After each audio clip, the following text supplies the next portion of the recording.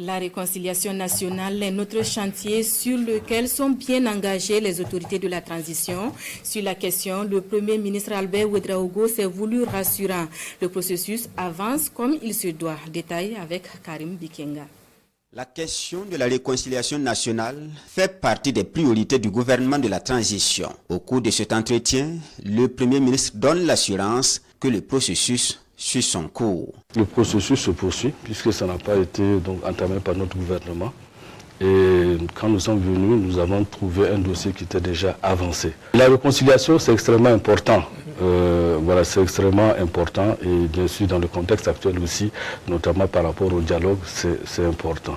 L'un des temps forts de la marche vers la réconciliation, c'est la rencontre du 8 juillet dernier entre les anciens chefs d'État au palais de Kossia. Une rencontre avec la participation de l'ancien président Blaise Compaoré, condamné à la prison à vie dans l'affaire Thomas Sankara.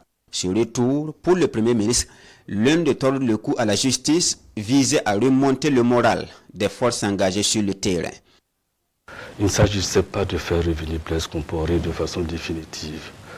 Mais il s'agissait surtout d'amener et de montrer que les anciens dirigeants et les dirigeants actuels peuvent être unis,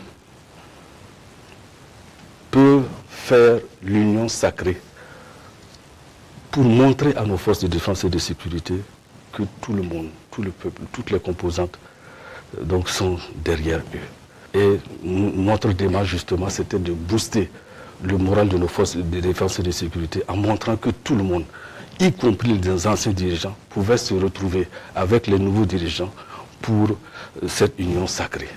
Mais la réconciliation n'est pas que politique, reconnaît Albert Ouedraogo. Elle est aussi communautaire, d'où la promotion du dialogue par son gouvernement. La réconciliation politique d'ailleurs, que certains appellent la réconciliation par le sommet, est plus facile à faire que les autres réconciliations. Je parle notamment de la réconciliation au niveau communautaire.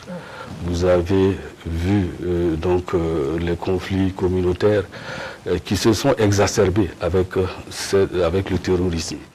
L'exemple le plus emblématique, c'est celui de Yirgou. Voilà. Et bien sûr, nous ne pouvons pas fermer les yeux sur ça.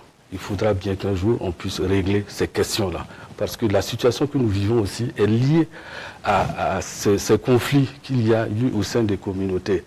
Et c'est pour ça que nous prenons le dialogue. Parce que la deuxième mission des comités locaux de dialogue pour la restauration de la paix sera justement donc de réconcilier les communautés au niveau local. Quant à la cohésion entre les communautés, le chef du gouvernement se dit inquiet. L'une des raisons pour lui, ce sont les messages hostiles véhiculés à l'encontre de certains groupes communautaires. C'est pourquoi dans le cadre de la mise en place des groupes communaux de veille et de défense patriotique, le gouvernement attache du prix à la diversité communautaire, explique le chef de l'exécutif.